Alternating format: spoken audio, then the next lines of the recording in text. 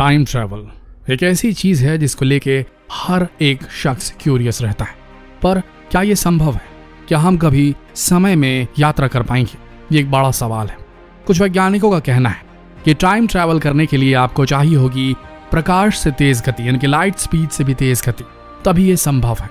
कुछ का कहना है कि ऐसी गति को प्राप्त किया जा सकता है एक बड़ी सी टाइम ट्रैवल मशीन बनाकर जो बहुत सारा एनर्जी चूसेगी और उसके बाद ही फंक्शन करेगी। कुछ का कहना है कि अंतरिक्ष में ऐसे कई वर्म होल्स हैं जहां से अगर हम ट्रैवल कर सके तो हमें लाइट स्पीड से ज्यादा तेज गति मिल पाएगी और हम समय यात्रा कर पाएंगे।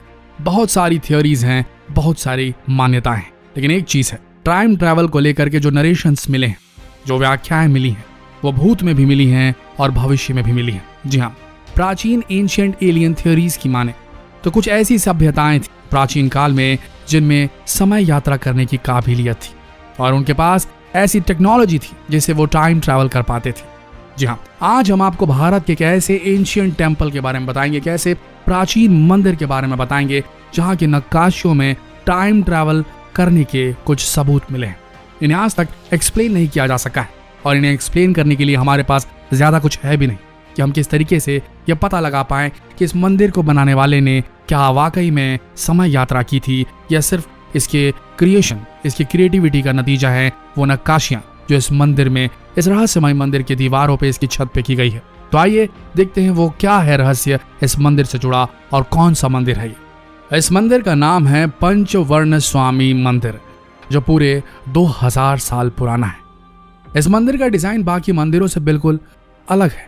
आप इस बात को इस तरीके से समझ सकते हैं कि जब कोई आम इंसान इस मंदिर में दर्शन करने जाता है तो उसे सारी चीजें एकदम नॉर्मल टेंपल जैसी लगती हैं, लेकिन अगर कोई पुरातत्वविद, अगर कोई पेलियंटोलॉजिस्ट यहाँ एंटर कर जाए तो या कोई रिसर्चर्स यहाँ एंटर कर जाए तो उसके रोंगटे खड़े हो जाते हैं, क्योंकि इस मंदिर के अंदर ऐसी ऐसी नक्काशियां बनाई गई हैं और इतने स्ट्रेटेजिकल तरीके से प्लेस की गई हैं। जी हाँ, हम और आप जब वहां जाएंगे तो हमें जो नक्काशियां दिखेंगी वो लाइट के माध्यम से इल्यूमिनेटेड, बिजली लगाई गई है, लेकिन बिजली लगाने के बावजूद भी कुछ इस तरीके से बनाया गया है इस मंदिर को कि जो गुप्त नक्काशियां हैं, जो गुप्त शिलाएं हैं, जो गुप्त शिलाकृतियां हैं, वो अभी भी घने अंधेरे में रहती हैं।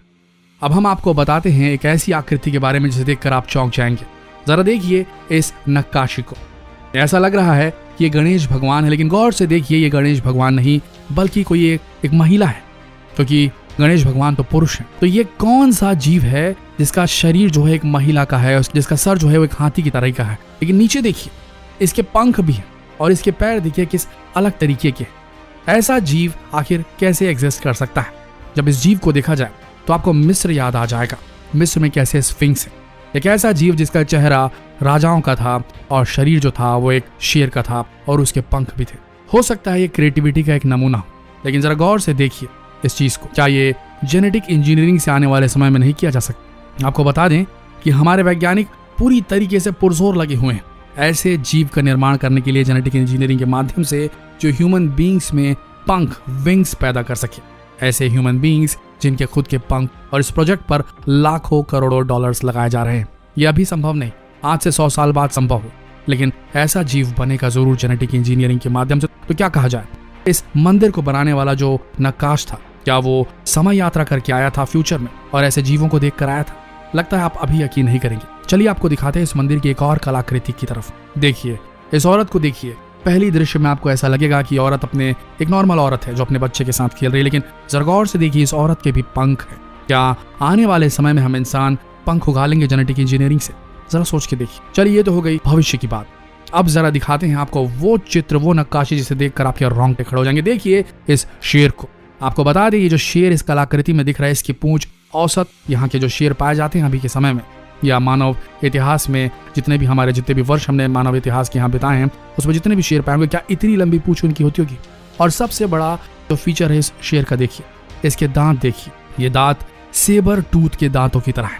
सेबर टूथ वो शेर की प्रजाति जो 2.5 मिलियन सालों पहले लुप्त हो चुकी थी। और आप जानती हैं, जैसे कि वीडियो में हमने आपको बताया, ये जो मंदिर है ये मात्र 2000 साल पुराना है। इंसानों की उत्पत्ति से पहले ही ये 2.5 मिलियन साल पहले ये जीव लुप्त हो चुका था दोस्तों। फिर इस मंदिर को बनाने वाले के दिमाग में ऐसे शेर को पत्थरों के माध्यम से क्रिएट करने का कैसे उसके दिमाग में बात आई? क्या इस मंदिर को बनाने वाले ने समय यात्रा की थी? अभी भी आपको यकीन नहीं हुआ? चलिए अब आपको एक और कलाकृति दिखाते हैं इस मंदिर के अंदर की। ये जो दिख रहे हैं आपको, ये ब्रह्मा जी हैं। इनकी दाढ़ी देखिए, एकदम फ्यूचरिस्टिक तरीके की लग रही है। और सबसे बड़ी बात, ये कनेक्टेड हैं एक ऐसे पेड़ से जिसका पेड़ का जो आकार आप देखेंगे ऊपर, तो ये किसी ब्रेन की तरीके का दिख रहा है, मस्तिष्क, मानव मस्तिष्क की तरीके का। और ये मानव मस्तिष्क नुमा जो पेड़ है वो एक लिंग से, एक लिंगम से जुड़ा हुआ है। जरा देखिए ये क्या है। आपको बता दें कि हिंदू साहित्य में लिंगम को शक्ति का स्रोत माना जाता है। अभी आपको दिखा दें इसी कलाकृति में एक चौंकाने वाली चीज। आप देख रहे हैं ब्रह्मा जी के हाथ में क्या है? ये एक बैग नुमा चीज है जो आपको कई जगह दिख जाएगी। कई अलग अलग देशों की आप कलाकृतियां देखिए प्राचीन, वहां जो मूर्तियां बनी हुई हैं वहां पर ये बैग नुमा चीज पकड़े हुए दिखे। ये बैग नुमा चीज आखिर है क्या? क्या ये पावर बैंक है जहां से इसे सोर्स किया जा रहा है? लिंगम से जो शक्ति आ रही है इसे यहाँ स्टोर किया जा रहा है? जरा सोच के देखिए ये कैसे संभव है। आपको बता दें भगवत पुराण में एक कथा है जिसमें एक राजा अपनी लड़की को लेकर के ब्रह्मा जी से मिलने किसी दूसरे ग्रह में जाता है। जब वहां जाता है और जाकर ब्रह्मा जी को बोलता है कि पृथ्वी में ये समस्याएं चल रही, तो ब्रह्मा जी मुस्कुराते और कहते हैं कि जितना वक्त तुमने वहां से पृथ्वी से मेरे ग्रह पर आने का तुमने लगाया है, उतने वक्त में पृथ्वी में 116 मिलियन साल गुजर चुके होंगे। ये बात भगवत पुराण में लिखी गई है। तो आप समझिए जरा, भगवत पुराण में समय की व्याख्या की गई है, टाइम ट्रैवल की व्याख्या की गई है। तो क्या वाकई इस मंदिर को बनाने वालों ने समय यात्रा की थी? क्या समय यात्रा करने की टेक्नोलॉजी प्राचीन भारत के पास थी? क्या समय यात्रा करने की उस तकनीक को दबा दिया गया ताकि आने वाले समय में ये संभव ना हो सके? इस बात से पर्दा तो शायद आने वाले 100-150 सालों बाद ही निकले। लेकिन एक बात तो सत्य है कि 3 आयाम जिसमें हम रहते हैं उसके अलावा एक और आयाम होता है जिसे हम चौथा आयाम कहते हैं, समय का आयाम, टाइम ट्रैवल। जैसे एक चीज या तो दाएं बाएं मूव कर सकती है, आगे पीछे मूव कर सकती है या ऊपर नीचे मूव कर सकती है। उसके अलावा आपको बता दें कि कोई भी चीज दाएं बाएं जितने भी होगा एक समय के अंदर मूव करती है, एक समय के अंदर ऊपर नीचे मूव करती है, एक समय के अंदर आगे पीछे मूव करती है। तो समय वो चौथा डायमेंशन है जिसके अंदर ये तीनों डायमेंशन है। अगर समय भी एक डायमेंशन है तो जिस तरीके से हम दाएं बाएं मूव कर सकते हैं, क्या हम समय में भी आगे पीछे मूव कर सकते हैं? क्योंकि हर चीज की एक उम्र होती है।